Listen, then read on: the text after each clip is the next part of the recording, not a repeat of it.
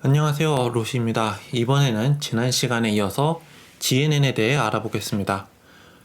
마찬가지로 다음의 내용들은 실제 강의 중에 필요한 정보를 전달하는 것들입니다.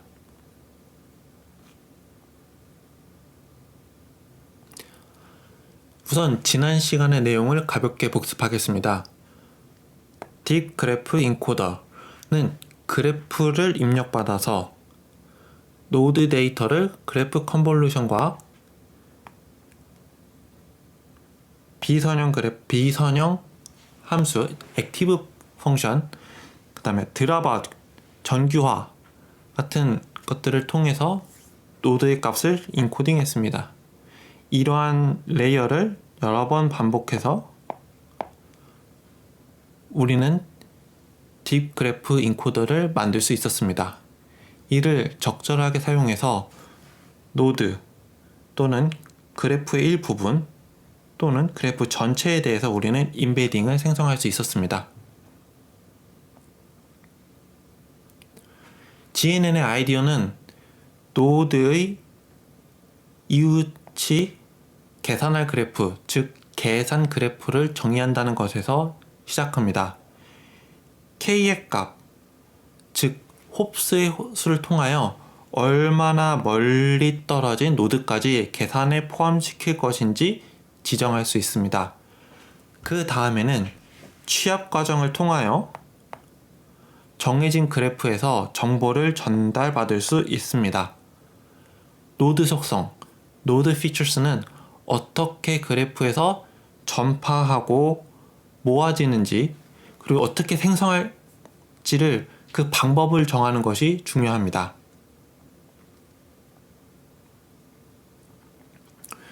이웃 노드들에서 정보를 가지고 올 때 단순하게 더하거나 평균 내는 것만이 아니라 신경망을 사용할 수도 있었습니다.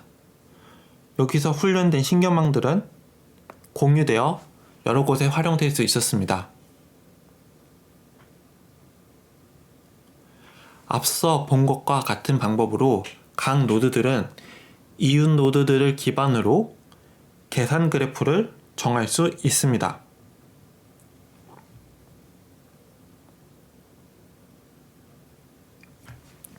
오늘 배울 것은 일반적인 GNN 구조입니다. 1번 메시지, 2번 어그리게이션, 취합, 3번 레이어 간 연결, 4번 그래프의 증강, 5번 이를 통한 학습, 이렇게 단계별로 나누어 볼 것입니다.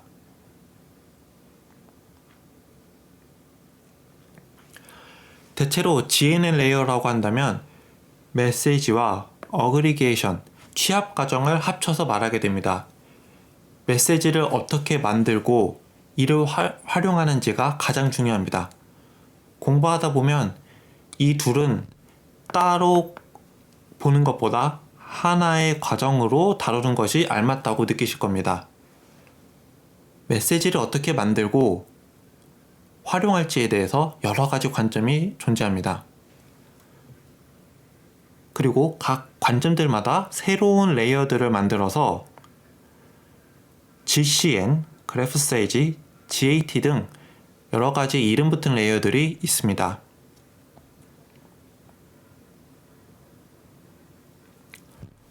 앞서 레이어를 정의했으니 레이어 간 연결을 어떻게 하는지도 GNN의 구조에서 핵심이 됩니다. 일반적으로 레이어를 층층이 쌓아서 연결할 수도 있고 일부는 건너뛰어서 연결할 수도 있습니다.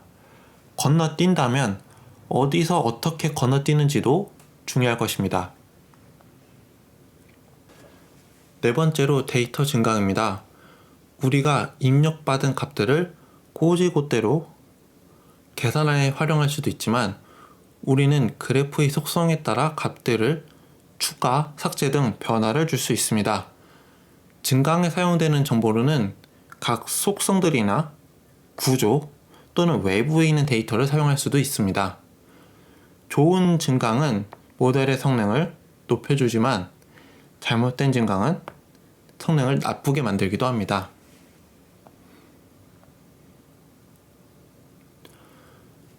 마지막으로 학습 과정에 대해 보겠습니다. 학습은 크게 supervised, 지도 학습, unsupervised, 비지도 학습으로 나누어지며 다루는 대상에 따라 노드, 엣지, 그래프라고 분류할 수 있습니다.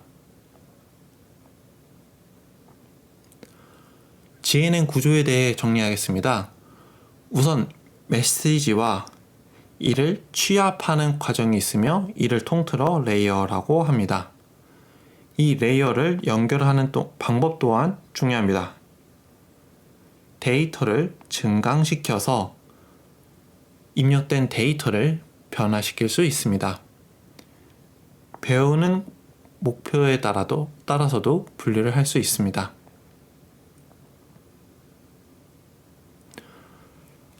하나의 레이어에 대해서 보도록 하겠습니다.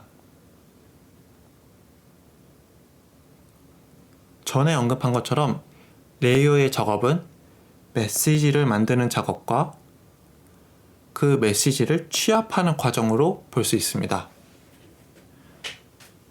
각기 다른 관점에 따라 다양한 레이어들이 있다고 이야기하였습니다.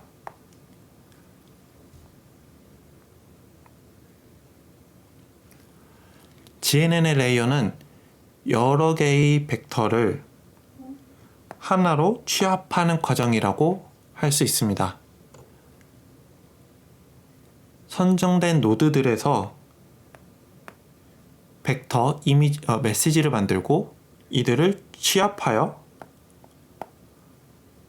새로운 임베딩을 만드는 것입니다. 좌측의 그림의 경우 우리가 계속 보아온 그림입니다. 우측의 그림의 경우 조금 새로울 수 있으나 동일한 내용을 담고 있습니다.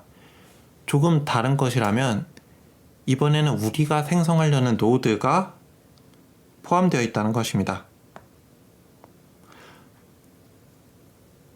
스스로를 가리키는 셀프 엣지를 생각할 수도 있고 바이어스를 생각할 수도 있습니다.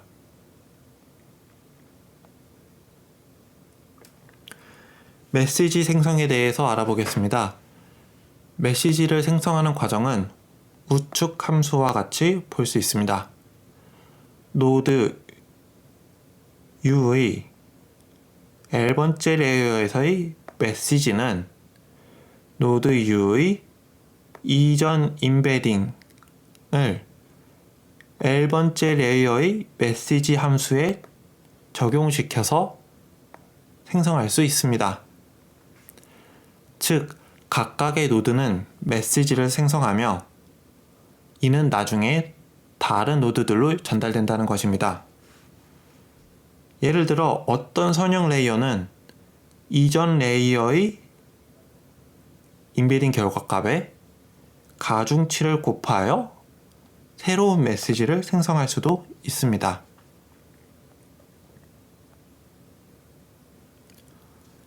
메시지 취합 과정에 대해 보겠습니다. 쉽게 말해 각각의 노드는 그 노드들의 이웃들에게서 메시지를 취합한다는 것입니다.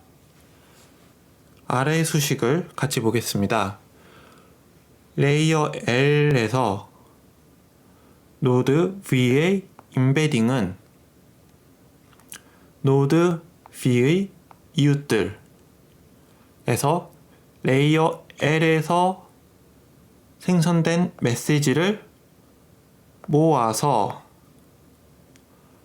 레이어 L의 취합 함수에 입력한 결과라는 것입니다. 여기는 취합 함수는 단순한 덧셈이나 평균 또는 최대값 등을 사용할 수 있습니다. 아래의 경우에는 새로운 노드의 임베딩 결과값은 단순한 이웃들의 합으로 정의됩니다. 메시지 취합 과정에서 생각해야 될 것들입니다. 이전의 과정에서 노드 V의 자체 정보가 사라질 수도 있습니다. 왜냐하면 노드 V의 이번 임베딩은 이전 임베딩에 직접적으로 의존하지는 않기 때문입니다. 이에 대한 해법으로는 이전 레이어의 임베딩을 계산할 때 포함시키는 것입니다. 우선 메시지를 생성할 때 노드의 임베딩은 이웃에서 오는 임베딩들과 자체에서 오는 임베딩이 있습니다. 그리고 이때는 서로 다른 계산 과정을 따를 수도 있습니다. 지금과 같은 경우에는 메시지를 만들 때 이웃의 정보들을 이용할 것과 자체의 정보들을 이용할 때의 그 비중을 정할 수도 있습니다. 이어서 취합 과정에서는 이웃 노드들에서 오는 메시지만 취합하는 것이 아니라 자체의 메시지도 사용하는 것입니다. 아래의 경우에는 이웃들에게서 오는 메시지만 취합하는 것이 아니라 자체의 메시지도 사용하는 것입니다. 아래의 경우에는 취합 함수를 사용하여 이웃들의 메시지를 취합하고 그 취합한 결과를 노드 자체의 정보와 단순히 이어붙여서 새로운 임베딩을 생성하였습니다. 이때 지금처럼 단순히 연결할 수도 있고 또는 이 두 가지를 더해서 사용할 수도 있습니다. 앞서서 말한 것들을 합쳐보겠습니다. 새로운 메시지를 생성할 때는 메시지 생성 함수에 각각의 노드가 이전 레이어에서 생성된 임베딩을 입력합니다. 이전 임베딩에서 생성된 정보를 이용해서 메시지를 생성합니다. 이때 관심 있는 노드의 이웃뿐만 아니라 본인도 메시지를 생성합니다. 이어 메시지를 취합합니다. 취합 함수에 이웃들의 메시지와 관심 대상의 메시지도 입력이 되며 이를 통해 새로운 임베딩이 생성됩니다. 비선형 활성화 함수는 표현성을 증대시키는 경향이 있습니다. 대체로 시그마로 표현이 되며 렐루, 시그모이드 등등 여러 가지 함수가 있습니다. 이는 메시지나 취합 과정에 포함될 수 있습니다.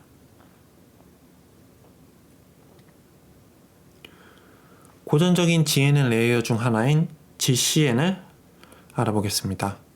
우선 GCN은 그래프 컨볼루셔널 네트워크스의 약자입니다. 아래의 함수가 GCN의 핵심적인 정보를 알려주고 있습니다. 편의상 레이어 L을 2번으로 L-1을 2전으로 부르겠습니다. 노드 V의 2번 레이어의 임베딩 값은 노드 V의 이웃들과 이웃들의 이전 임베딩 값들을 평균의 가중치를 곱하고 이에 비선형 함수, 활성화 함수를 적용시키는 것과 같다 입니다. 노드 뷰의 2번 임베딩 값은 노드 뷰의 이웃들의 이전 임베딩 값들의 평균의 가중치를 곱하고 이를 비선형 함수에 적용시키는 것입니다. 이를 메시지와 취합 과정으로 나눠보면 아래와 같이 볼 수 있습니다. 더하고 곱하나, 곱하고 더하나 이 순서가 결과에 크게 영향을 미치지 않기 때문에 아래와 같이 위치를 바꿀 수 있습니다.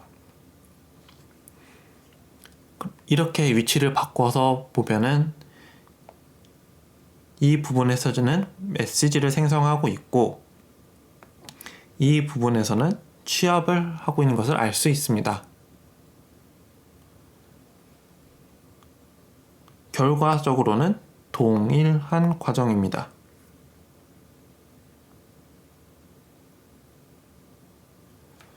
메시지에서 볼 것은 이웃 노드들에서 메시지를 생성할 때 이웃들 개수로 나누어 평균을 냈다는 것입니다.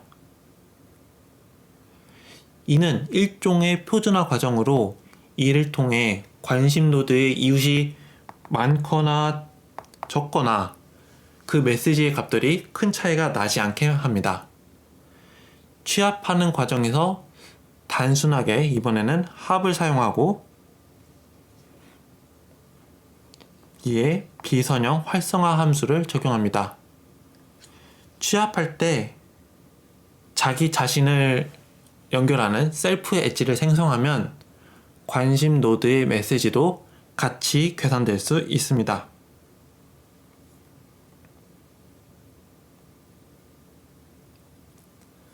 이번에는 그래프 세이지에 대해서 알아보겠습니다. 마찬가지로 아래의 수식이 그래프 세이지의 핵심을 표현하고 있습니다. 노드 뷰의 이번 레이어의 임베딩을 구하려고 합니다. 우선 노드 뷰의 이웃들, 여기 A는 모든 것들을 이야기합니다. 노드 뷰의 모든 이웃들에 대해서 이전 레이어의 임베딩 값들을 취합합니다. 그리고 관심 있어 하는 노드인 뷰의 이전 레이어와 단순하게 연결을 하고 여기에 이번 레이어의 가중치를 곱하고 그 결과를 비선형 함수 활성화 함수에 적용을 하여 이번 레이어의 임베딩 값을 구할 수 있습니다. 이제 이를 메시지와 취합 과정으로 보겠습니다. 우선 메시지는 취합 함수의 내부에서 연산이 됩니다. 취합은 두 단계로 나누어 볼 수 있습니다. 우선은 이웃들의 임베딩을 취합하는 과정입니다. 이를 통해 이웃 노드들을 표현한 임베딩이 생성됩니다. 두 번째 단계에서는 앞서 이웃 노드들을 표현한 임베딩과 관심 노드의 이전 임베딩을 합치는 과정입니다. 여기에서는 이웃 노드들의 임베딩과 이전 레이어의 임베딩을 단순히 연결하여 임베딩 중간 결과치를 만들어내고 여기에 가중치를 곱하고 활성화 함수를 사용하여 최종 결과 이번 레이어의 임베딩을 계산하였습니다.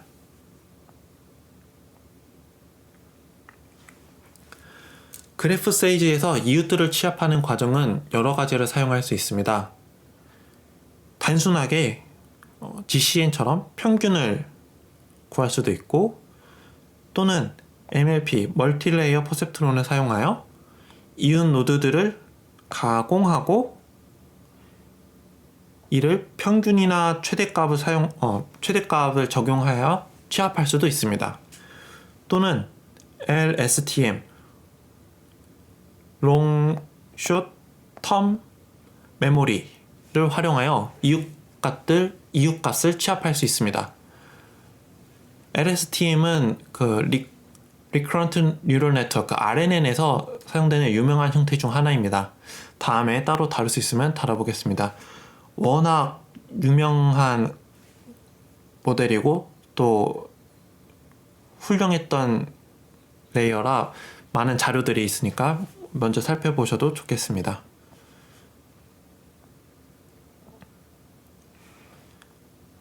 L2 Normalization, L2 정규화에 대해 알아보겠습니다. L2 정규화를 모든 레이어에 적용한다고 해봅시다. 이 수식이 L2 정규화를 설명하는 식입니다. 단순하게 생각하면 제곱하고 더하고 제곱근을 구하면 됩니다. 아주 간단합니다. 더 쉽게 생각하면 절대값으로 나눈다 라고도 생각할 수 있습니다. L2 정규화를 하지 않으면 인베딩 값들은 서로 다른 크기의 값들을 가지게 될 것입니다. 예를 들어 어떤 속성은 0에서 1의 값을 가지는데 어떤 속성들은 마이너스 1000에서 플러스 1000까지 값을 가진다고 해봅시다. 0에서 1을 가지는 속성이 실제적으로는 중요성이 높은데 마이너스 1000에서 플러스 1000의 값을 가지는 속성이 단순히 값이 높다는 이유만으로 모듈에서 과대평가될 수 있습니다. 이를 그냥 사용하게 된다면 우리가 원하는 모델의 성능을 이끌어낼 수 없습니다. 때문에 이를 표준화, 정규화 하는 과정이 대부분 들어가게 됩니다.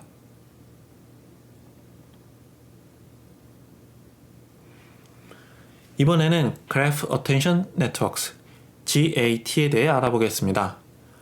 아래 수식에서 주의할 것은 알파 VU입니다. 이는 노드 V에서 노드 U의 정보를 가져올 때 줄 주의 가중치입니다. 수식을 읽어보면 노드 V의 2번 인베딩은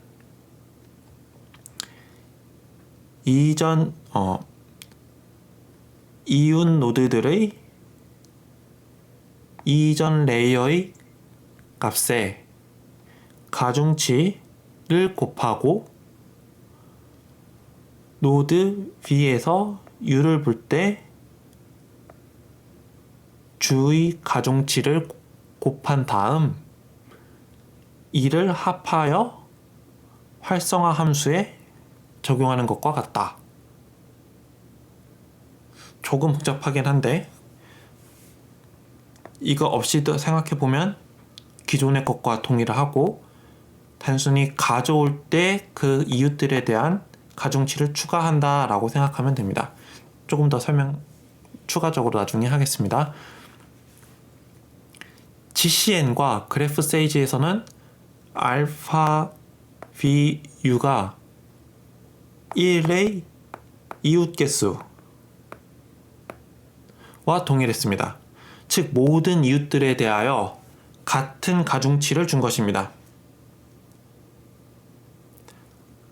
같은 가중치를 준 것입니다.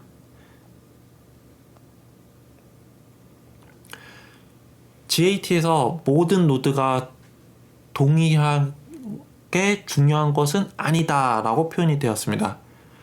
알파 VU는 입력된 데이터 중에 중요한 것에 집중하고 나머지는 무시하는 효과를 가져옵니다.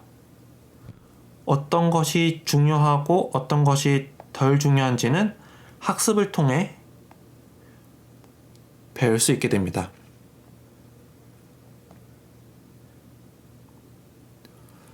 단순하게 이웃들의 정보를 모으는 것보다 더 잘할 수는 있을까요?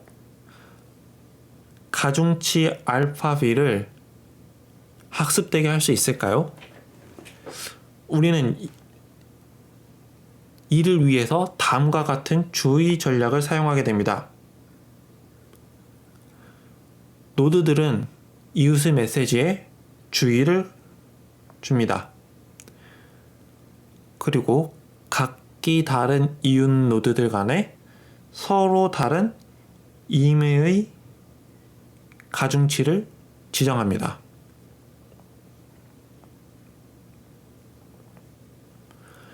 주의 방법 어텐션 메커니즘 A를 사용하여 알파 VU를 계산해 봅시다.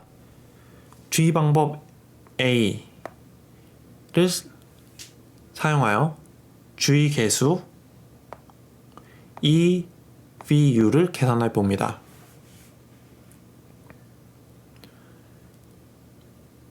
VU는 노드 V에 있어서 노드 U가 얼마나 중요한지를 나타냅니다. 아래 그림을 보면 주의 방법 A를 사용했을 때 주의 방법 A를 사용했을 때 노드 A에게 있어서 노드 B가 얼마나 중요한지 주의 개수 이 A 뷰를 통해 표현할 수 있습니다.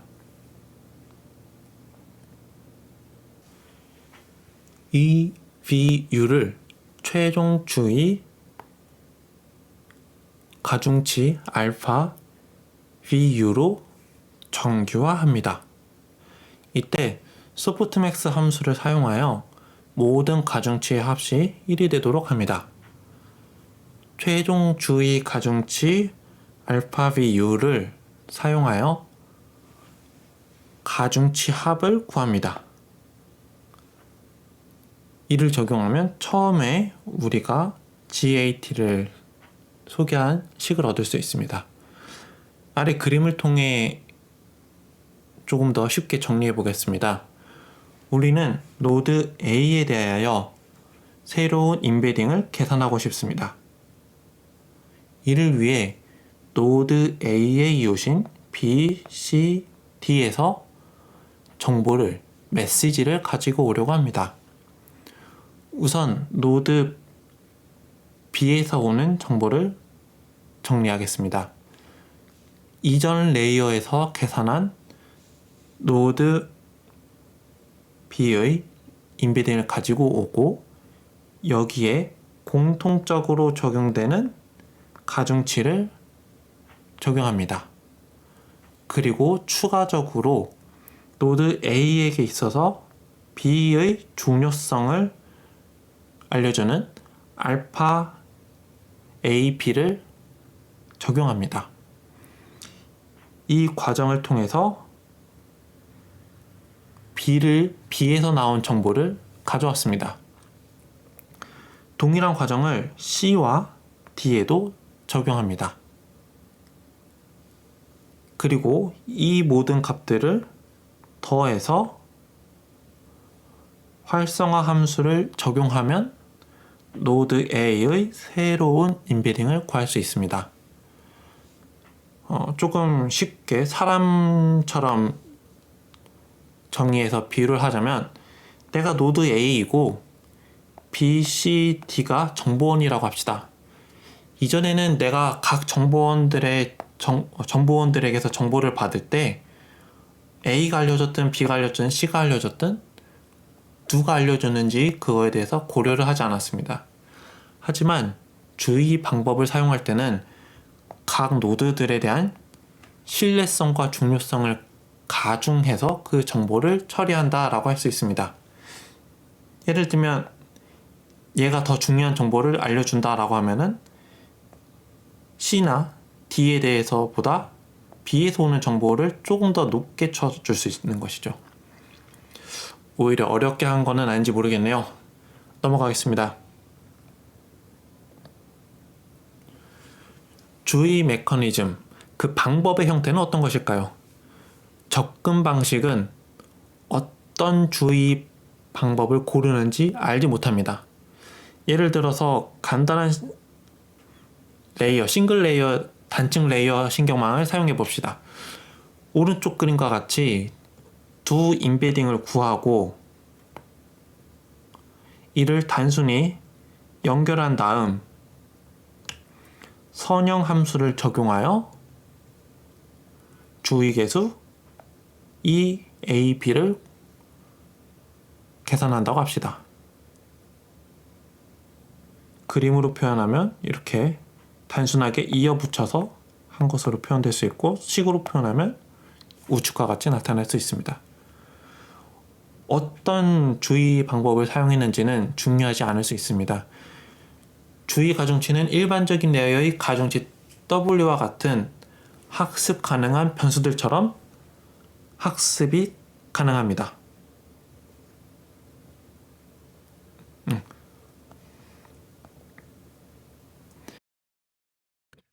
다음은 멀티헤드 어텐션에 대해 알아보겠습니다. 주의 메커니즘의 학습 과정을 안정화한다고 하는데 어떤 의미에서 그런지 보겠습니다. 우선 여러 개의 주의 점수를 생산합니다. 각각은 다른 파라미터들로 구성되어 있습니다. 1번은 1번, 2번은 2번, 3번은 3번을 적용하여 결과를 계산합니다. 그리고 그 결과들은 연결이나 합산을 통해 통합됩니다. 단순하게 싱글헤드 하나만 사용했다면 멀티헤드에서는 여러 개를 사용했다라고 볼 수 있습니다. 이를 통해 알파 하나를 통해서 어느 한쪽으로 치우쳐진 결과를 얻기보다는 여러 개의 알파를 사용하여 조금 더 안정적인 결과를 얻을 수 있는 것입니다.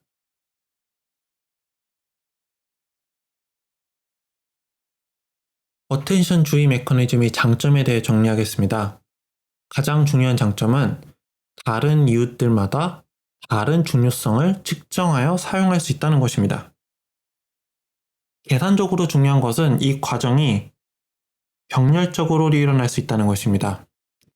노드 A와 그 이웃들의 중요성을 측정하면서 동시에 B, C, D의 이웃들도 동시에 병렬적으로 계산할 수 있습니다. 병렬적으로 계산할 수 있다는 것이 중요한 것은 멀티코어 등 분산적으로 계산할 수 있는 환경이 지금 잘 갖추어져 있고 계산할 수 있는 대상이 많아진 것과 연관이 있습니다. 또 하나는 효과적인 저장성입니다. 스파스 매트릭스, 즉 저밀도 행렬의 계산은 노드와 엣지의 개수 이상으로 늘어나진 않습니다. 즉, 우리는 그래프의 크기에 상관없이 파라미터의 수를 고정할 수 있습니다. 지역성, 우리는 그 지역적인 부분에서만 주의를 기울입니다. 저 멀리 5홉, 6홉에 있는 노드들까지 주의를 기울인다고 상상해 보면은 많은 차이를 느끼실 수 있을 겁니다. Inductive Capability, 귀납적인 능력. 이는 공유된 엣지 방식의 메커니즘입니다. 그리고 그래프의 전체적인 구조에 의존하지 않습니다. 조금 이해가 되지 않는 부분들이 있을 수 있습니다. 이는 대체로 다른 예시들을 보지 않았기에 기반할 것입니다. 앞으로 좀 더 많은 예제들을 보고 다시 한번 보면 조금 이해가 더 될 것이라고 생각합니다. GNN 레이어가 어떻게 사용되는지 보겠습니다.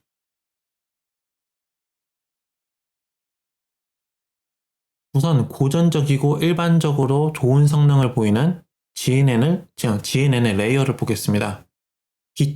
기본을 통해서 배우는 것은 언제나 좋은 출발점입니다. 우측의 그림을 보겠습니다. 우선 위에서부터 입력이 들어온다고 생각하면 선형 함수를 적용하고 정규화 과정을 적용하고 드랍아웃을 적용하고 활성화 함수를 적용하고 주의를 가하고 일련의 변화를 거친 것들을 취합하여 새로운 임베딩을 얻을 수 있습니다. 이것이 일반적인 순서이기는 하지만 논문별로, 모델별로 그 관점이나 목표에 따라서 그 순서가 다르거나 생략될 수 있습니다. 많은 최신 딥러닝들의 구성품, 모듈들은 GNN 레이어에서도 사용될 수 있습니다. 배치 노멀라이제이션, 배치 정규화는 신경망 학습을 안정화시켜줍니다. 이전에 본 정규화와 거의 동일합니다. 배치는 한 번에 입력되는 정보의 크기라고 볼 수 있습니다. 즉, 배치 정규화는 한 번에 입력된 정보의 크기 안에서 정규화를 하는 것입니다. 드랍아웃은 과적합을 방지합니다. 우선 드랍아웃은 학습할 때 특정한 비율로 입력된 값을 가리고 학습하는 것이라고 할 수 있습니다. 오버피팅은 과적합은 학습이 너무 주어진 훈련들에게만 최적화가 되어서 실제로 사용하는 경우에 학습할 때보다 성능이 떨어지는 것을 말합니다. 쉽게 이야기하면 집에서는 똑똑한데 밖에만 나가면 멍청해지는 것이 과적합이라고 할 수 있습니다. Attention and gating, 메시지의 중요성을 제어할 수 있습니다. 그리고 추가적으로 다른 딥러닝에서 유용하게 쓰이는 방법들을 적용할 수 있습니다. 이제 그 각각에 대해 알아보겠습니다. 먼저 배치 노멀라이제이션, 배치 정규화입니다. 목표는 훈련을 안정화시키는 것입니다. 아이디어는 주어진 입력값들에 대하여 평균을 0으로 가지도록 재조정하고 분산 또한 단위 분산으로 되게끔 재조정하는 것입니다. 입력값 x는 n by d, n by d의 실수값을 가지는데 이는 n개의 데이터가 들어오는데 각각의 데이터가 d 차원을 가지고 있구나 라고 생각할 수도 있습니다. 학습 가능한 변수 감마와 베타는 d 차원의 실수값을 가집니다. 이때 결과값 y 또한 n by d 차원의 실수값입니다. 첫 번째 과정은 n개의 인베딩에 대하여 평균과 분산을 구하는 것입니다. 두 번째 과정은 구한 평균과 분산으로 재조정하는 것입니다. 이때 엡실론은 분산이 0일 경우 값이 0으로 나누어지면 오류가 날 수 있기 때문에 이를 막기 위해 0에 가까운 실수, 하나의 정해진 값입니다. 즉 상수로서 얘는 학습을 하지 않는 고정된 값입니다. 평균과 분산에 관한 것은 아마 중학교, 고등학교 교과서에서 나오는 것으로 알고 있습니다. 분산의 경우 쉽게 표현하자면 주어진 값들을 그래프에 표현했을 때 평균값에서 얼마나 멀리 떨어져 있느냐를 표현한 것으로 생각할 수 있습니다. 그 값이 크다면 멀리 떨어져 있는 것이고 그 값이 작다면 근처에 있는 것입니다. 그리고 마지막에는 학습 가능한 변수 감마와 베타를 사용하여 최종 결과를 얻을 수 있습니다. 이번에는 오버피팅을 과적합을 방지하기 위해 드랍아웃을 이용하여 정제, 규칙화, 레귤라이즈를 하는 것입니다. 위에서 설명드렸지만 아래 그림과 함께 다시 보겠습니다. 학습 중에 어떤 확률 P를 이용하여 무작위로 신경망을 차단합니다. 드랍아웃을 사용하지 않을 때는 왼쪽 그림과 같이 모든 유련들을 사용합니다. 여기에 드랍아웃을 사용하면 일부 신경망을 사용하지 않고 계산을 하게 되고 연산을 하게 되고 이런 신경망들의 반응 없이 모델이 계산하고 학습하게 됩니다. 대체로 학습 시마다 서로 다른 뉴런들이 적용되므로 특정 부분만 과적합되거나 학습이 되지 않도록 적용합니다. 드랍아웃은 이를 활용하여 과적합을 막는 방법입니다.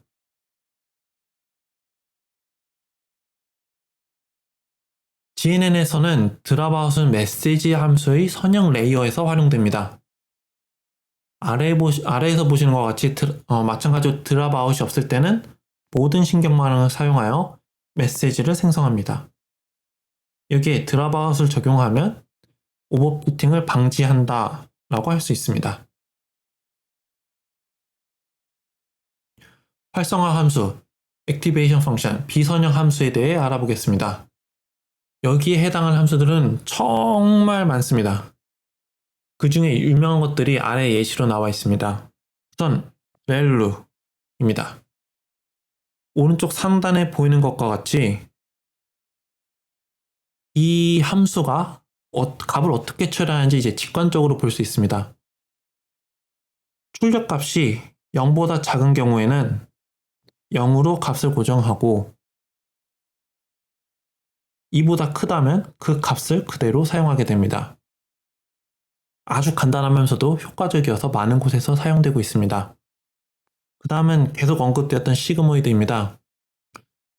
다음과 같은 그래프와 마찬가지로 입력된 값에 변화를 주어 다음과 같이 변화를 시킵니다. 이때 중요한 것은 그 출력 값이 0과 1 사이의 값들로 제한되어 있다는 것입니다. 이러한 특성을 인베딩 할 때 적용하고 싶다면 시그모이드 함수를 적용하면 됩니다. 마지막으로 피렐로입니다. 이는 렐루와 비슷하지만 렐루가 0보다 작은 값들을 0으로 고정하는 데에 비해 피렐루는 0보다 작은 값들도 그 값에 비례하는 어떤 값을 리턴을 해서 그 값을 사용하게 됩니다. 이때 사용되는 이 기울기 값 a는 학습이 가능한 변수로서 대체적으로 렐루보다는 더 좋은 성능을 보여줍니다. 이 밖에도 자주 쓰이는 액티베이션, 활성화 함수 또는 비선형 함수들은 텐서플로우나 파이토치에 가보면 아주 잘 정리되어 있습니다. 거기도 그래프도 그려져 있고 어떻게 적용하는지 코드까지 써 있으니까 잘 활용할 수 있습니다. 이번에 배운 것들을 정리해 보겠습니다. 딥러닝에서 사용되는 도구들은 GNN에서도 활용이 가능하고 이를 더 좋은 성능으로 만들도록 할 때 활용할 수 있습니다. 참신한 GNN 레이어를 만드는 것은 여전히 활동적인 연구 분야입니다. 만약 새로운 GNN 레이어를 만든다면 오른쪽에 있는 가장 기본적인 레이어를 템플릿을 가지고 시작하는 것이 좋을 것입니다.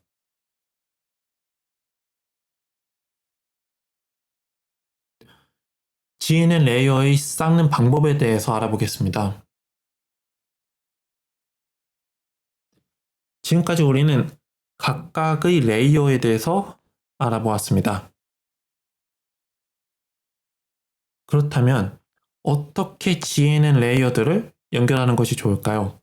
단순하게 층층이 쌓아서 아니면 건너뛰어서 사용할 수 있는데 어떻게 하는 것이 좋을까요?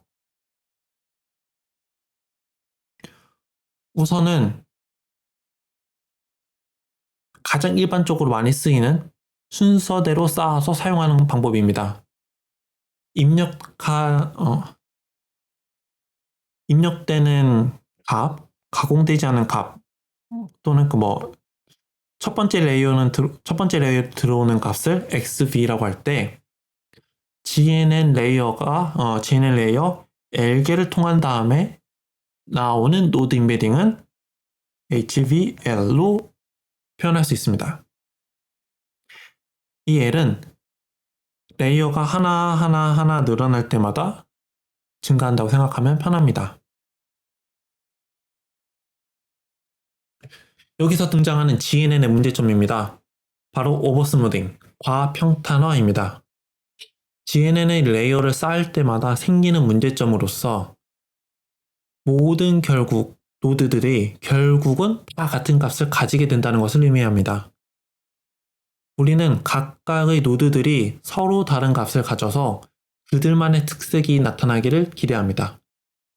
이러한 관점에서 보았을 때 과평탄화, 오버스무딩은 우리가 원하는 것이 아닙니다. 그렇다면 도대체 왜 일어나는 것일까요?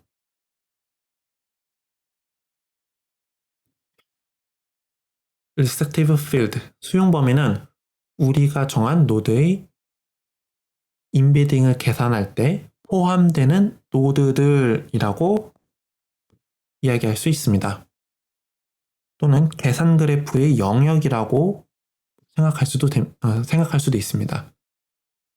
K층의 레이어의 경우에는 K-hop의 이웃들이 수용 범위라고 할 수 있습니다. 지금 대충 생각하면은 큰 문제가 아닐 것 같지만 아래의 그림을 통해 같이 보겠습니다. 가장 왼쪽의 그림은 레이어가 하나일 경우 즉 직접적으로 연결된 노드들만 연산에 사용되는 경우입니다. 우리의 관심은 노란색 노드이고 직접 수용 범위에 포함된 노드들은 빨간색, 그 밖의 것들은 회색입니다. 가운데의 그림은 레이어를 2개 사용했을 때입니다. 그럼 여기서 또 직접적으로 연결된 것들이 포함이 되겠죠.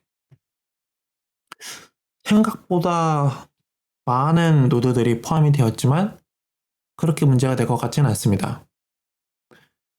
이번에는 레이어가 3개인 경우입니다. 즉 3촌 3개의 세 개를 건너서 모은 경우입니다. 이제는 이 크고 처음에 복잡했던 그래프에서 대다수의 노드들이 포함되어 있습니다. 오히려 포함되지 않는 노드들이 개수가 더 적을 정도입니다.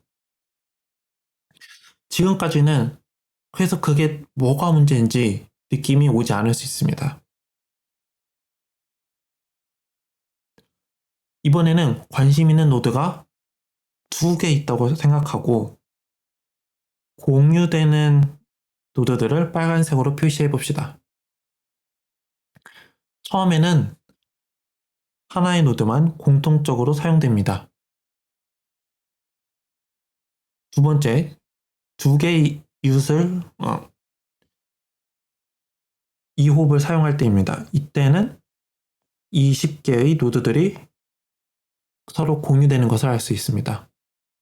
다음은 3홉의 경우입니다.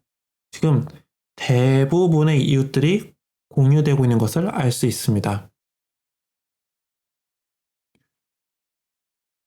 더 많은 레이어를 사용할수록 점점 더 많은 부분들이 각각의 노드를 계산할 때 사용됩니다. 점점 더 많은 노드들이 계산에 참여할수록 점점 더 공유하는 부분이 많아지고 결국에는 노드 인베딩을 계산했을 때 서로 다른 노드임에도 불구하고 인베딩의 결과는 점점 유사해지게 됩니다. 극단적으로는 모든 노드들이 동일한 인베딩을 가지게 될 수도 있습니다.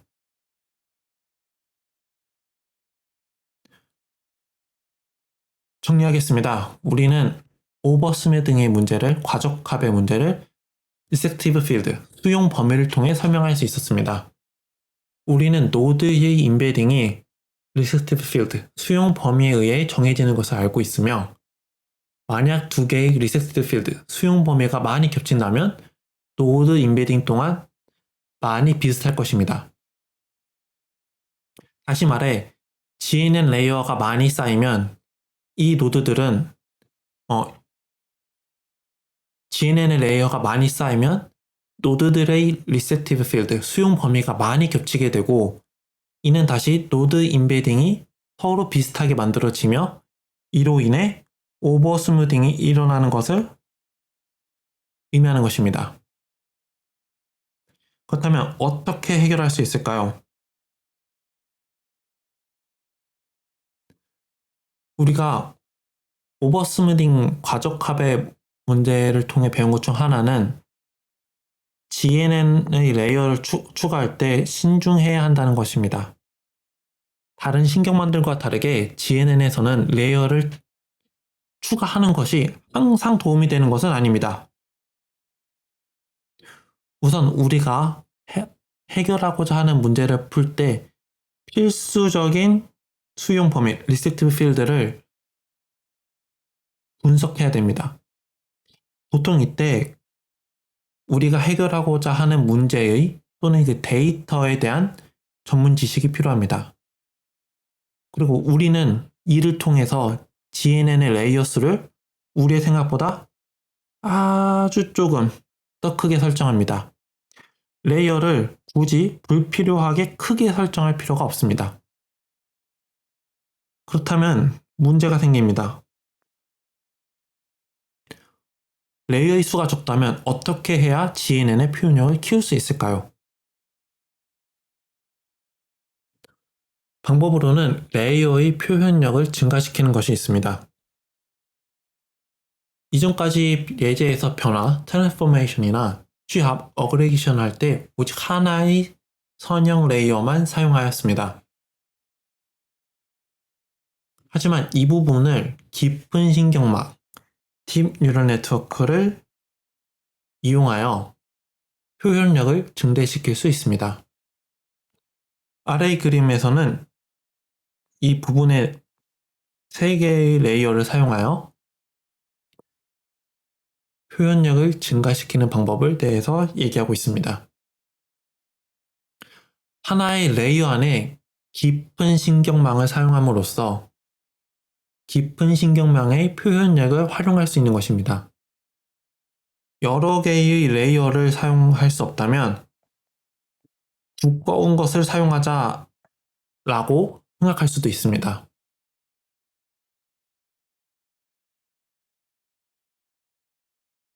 다른 방법으로는 메시지를 통과시키지 않는 레이어들을 추가하는 것입니다. GNN에서 GNN 레이어만 사용하라는 법은 없습니다. 아래 그림과 같이 GNN 앞과 뒤로 또 다른 신경망을 추가하여 표현력을 증가시킬 수 있습니다. 프리프로세스 레이어스, 전처리 레이어에서는 노드의 속성을 인코딩하는 경우를 들 수 있습니다. 예를 들어서 노드가 문자나 텍스트라면 이미지나 문자라면 더더욱 중요한 과정입니다. 포스트 프로그레스 레이어스, 후처리 레이어의 경우에는 노드 임베딩을 가지고 작업하는 경우에 중요합니다. 예를 들어서 그래프의 분류나 지식 그래프를 다룰 때 그렇습니다. 실제로 이러한 레이어들은 작업에 추가하는 것들이, 모델에 추가한 것들이 실제로 잘 작동합니다. GNN이 일을 잘할 수 있도록 앞에서 끌어주고 밥상도 차려주면은 GNN이 와서 일을 합니다. 그리고 이것을 다시 잘 다듬어서 완성된 작품을 만든다라고도 생각할 수 있습니다. 그럼에도 불구하고 GNN 레이어가 많이 필요한 경우는 어떻게 해야 될까요? 그때는 스킵 커넥션을 사용할 수도 있습니다. 즉 건너뛰기 연결을 추가하는 것입니다. 우리가 오버 스무딩을 공부할 때 배운 것이 있습니다. 얕은 곳, 처음에 데이터를 덜 가공된 데이터를 사용하는 레이어의 인베딩 결과는 노드들을 분별하는 데 노드들을 분별할 때 더 좋을 수도 있다는 것입니다. 이를 이용하여 앞쪽에 있는 레이어를 뒤쪽에도 연결하는 것을 스킵 커넥션, 건너뛰기 연결이라고 합니다. 이렇게 연결을 함으로써 앞쪽에 있는 결과를 더 많이 반영할 수 있게 됩니다. 여기 그림처럼 하나하나만 건너뛸 수도 있고 이렇게 여러 개를 건너뛸 수도 있습니다. 건너뛴 결과를 합칠 때에도 단순히 합치거나 연결을 하는 등 여러 가지 방법을 사용할 수 있습니다.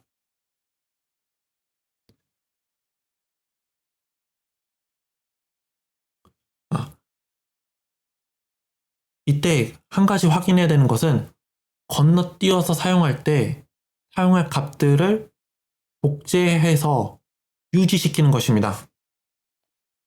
복제해서 유지시켜야 됩니다. 그렇게 하지 않는다면 컴퓨터의 계산 구조상 기존의 정보가 사라질 수도 있습니다. 이는 나중에 코딩 예제를 볼 때 한번 다시 언급하도록 하겠습니다.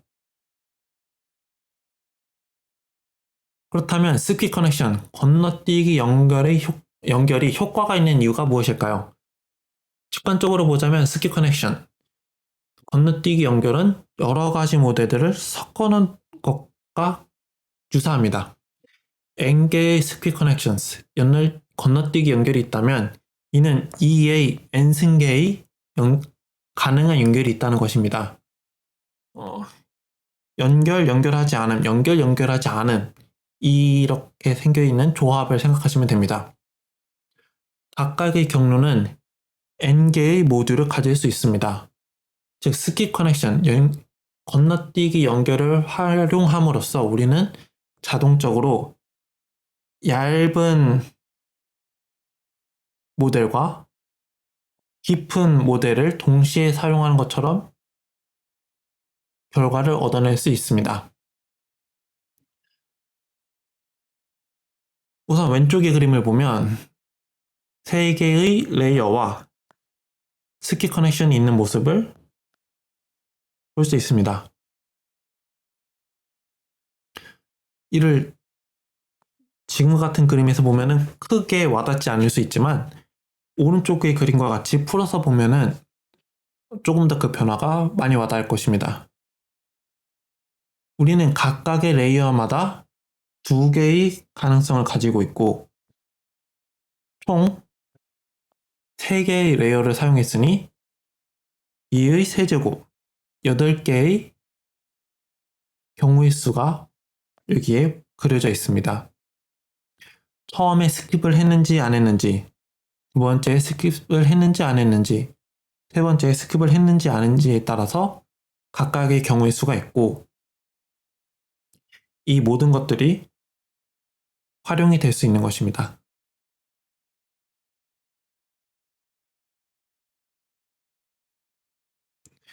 스킵 커넥션, 건너뛰기 연결이 있는 경우의 예를 한번 보겠습니다. 우선 일반적인 경우를 위와 같이 정의하고 fx라고 하겠습니다. 여기에 스킵 커넥션을 추가하게 되면 다음과 같이 fx 플러스 x로 바뀌게 됩니다.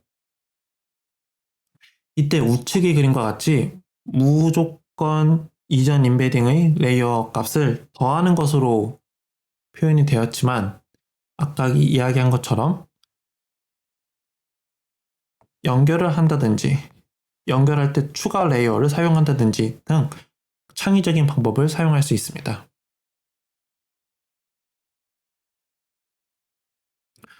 우측 그림과 같이 각각의 레이어에서 나온 결과값을 보관하고 있다가 마지막에 최종적으로 취합을 해서 결과값을 만들 때 사용할 수도 있습니다. 즉, 창의적인 방법을 항상 생각해 볼 필요성이 있습니다.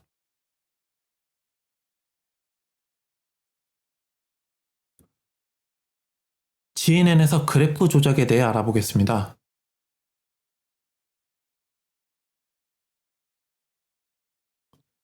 그래프를 사용하는 계산을 시작할 때는 입력되는 그래프의 수치나 형태가 굳이 조작되지 않은 순수한 값일 필요는 없습니다.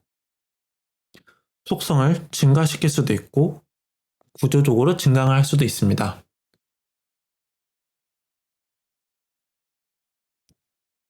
아직까지 우리는 날것의 입력 그래프와 계산용 그래프를 동일하게 생각하였습니다.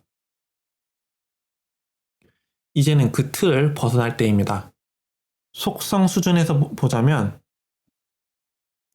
속성이 부족한 그래프가 있을 수 있습니다. 그때는 속성을 증가시켜서 활용해야 합니다.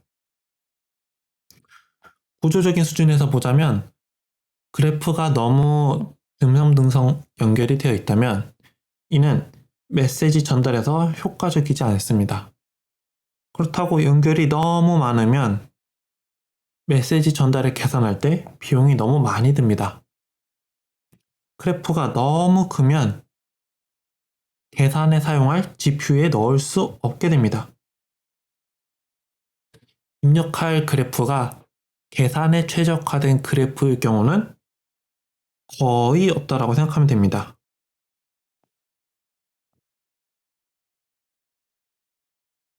그렇다면 이를 어떻게 극복해야 할까요? 속성이 너무 부족한 경우에는 속성을 추가하여 속성을 증강하여 이를 보충해 줍니다. 연결이 너무 없으면 노드나 엣지를 추가해 줍니다.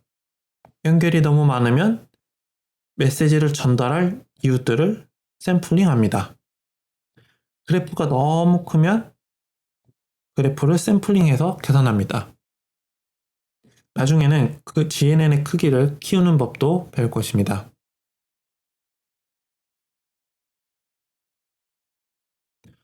우선 속성을 증강시켜야 할 경우를 보겠습니다. 때로는 그래프 자체에 노드 속성이 없는 경우가 있습니다.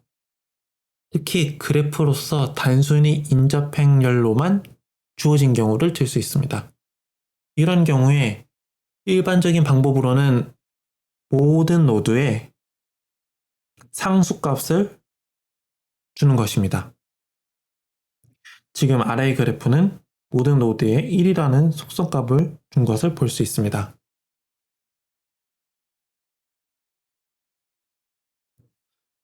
다른 방법으로는 각각의 노드에 다른 값을 부여하고 이를 원핫 벡터로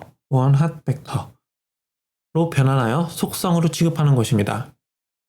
이는 각각의 노드별로 다른 값을 주었기 때문에 마치 id처럼 사용할 수 있습니다. 아래의 그림은 각 노드별로부터 1부터 6까지의 번호를 부여하고 이를 원핫 벡터로 변환해서 속성을 만든 것을 볼 수 있습니다. 노드의 개수가 늘어남에 따라서 이 크기가 늘어날 수 있다는 점을 주의하십시오. 원합 벡터에 대해서 간단히 설명하자면 원합 벡터는 0과 1의 값으로 이루어진 벡터입니다. 각각의 위치에 해당하는 속성이 있고 그 속성이 있다면 1, 그 속성이 아니라면 0을 부여합니다.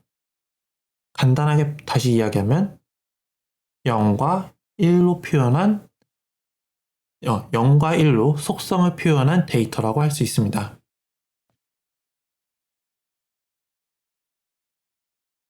아래의 표는 노드에 상수를 부여했을 때와 원합 벡터를 부여했을 때를 비교한 표입니다. 표현력은 물론 원합 벡터 쪽이 좋지만 상수만을 이용했을 때도 그래프의 구조를 통해서 학습이 될 수도 있습니다. 이를 처음 보는 노드에 적용하는 경우를 생각해 봅시다.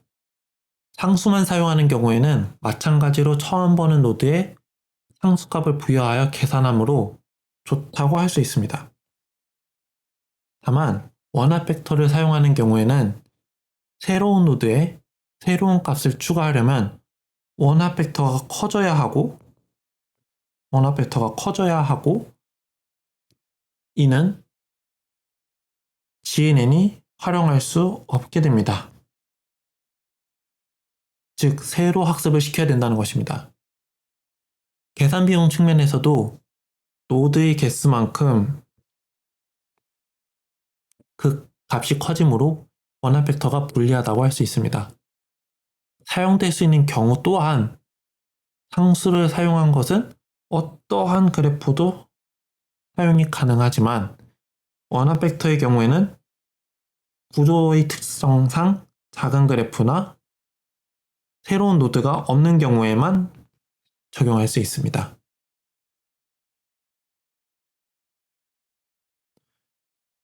이번에는 속성을 증강시키는 또 다른 이유로 특정한 구조들은 GNN이 학습하기 어렵다는 것을 말하려고 합니다. 특히 GNN이 학습하기 어려운 구조 중 가장 유명한 것은 순환 구조입니다.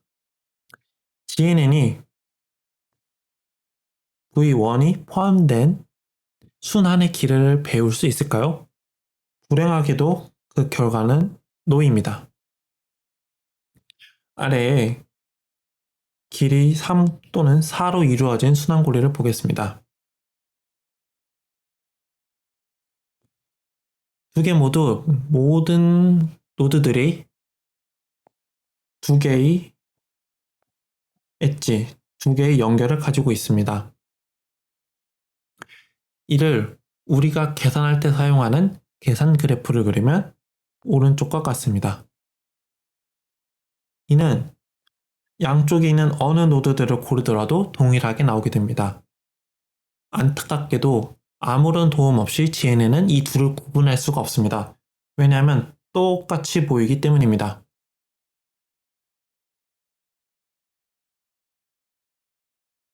이의 해결 방법으로는 노드의 몇 개의 순환고리로 이루어진 구조인지 알려주는 속성을 추가하는 것입니다.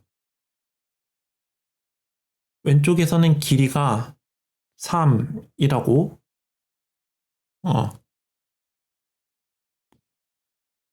표현된 자리에 원합 벡터죠.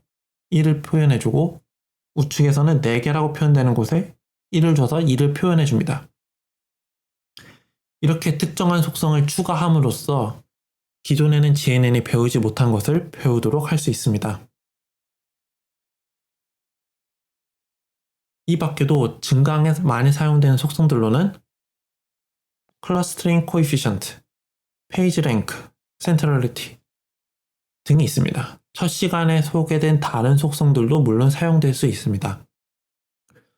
속성을 추가할 때는 이에 소모되는 비용과 이로 인한 효과 등을 고려하는 것이 좋습니다.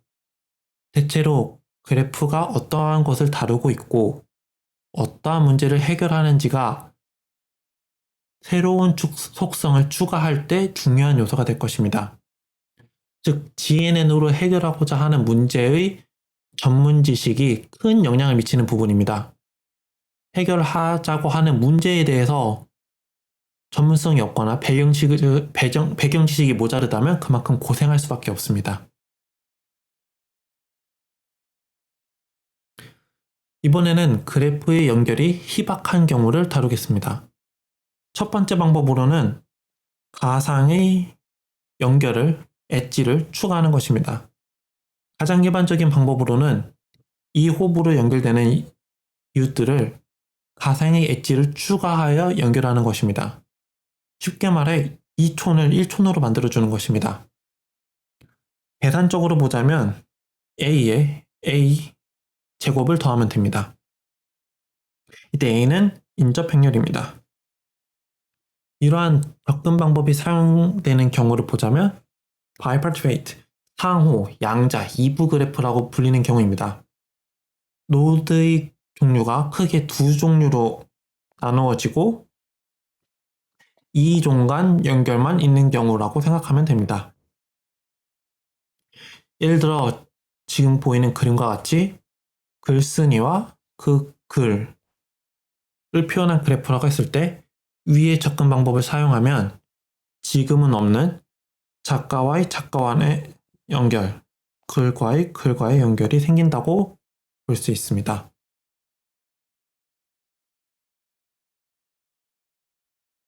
두 번째 방법으로는 가상의 노드를 추가하는 것입니다. 이 가상의 노드는 다른 모든 노드들과 연결이 됩니다. 이를 통해 10번 만에 연결이 되는 것들도 2번 만에 연결이 되게 됩니다. 이 방법을 사용하여 연결이 적은 그래프에서 메시지 전달을 크게 향상시킬 수 있습니다.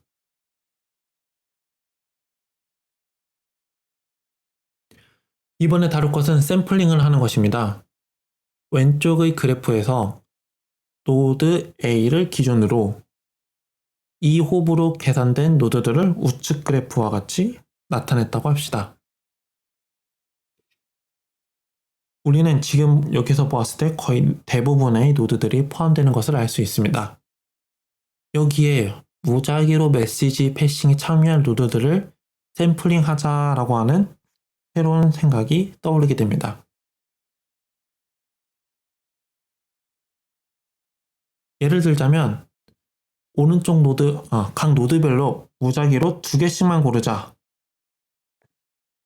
라고 결정하자고 합시다. 그러면 이 그래프에 비해 계산 그래프가 많이 단순해지는 것을 알 수 있습니다. 이 예에서는 메시지를 전달받을 노드들로 B와 D가 정해졌습니다. 이에 각각의 노드들로부터 B와 D를 통해 메시지를 전달받게 됩니다.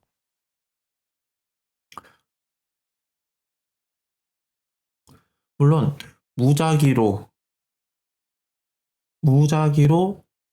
골라지기 때문에 다음번에 샘플링 할 때는 다른 노드들이 선택될 수 있습니다.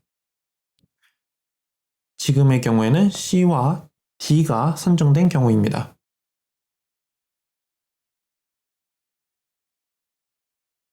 예외적으로 다음과 같은 경우를 살펴볼 수 있습니다.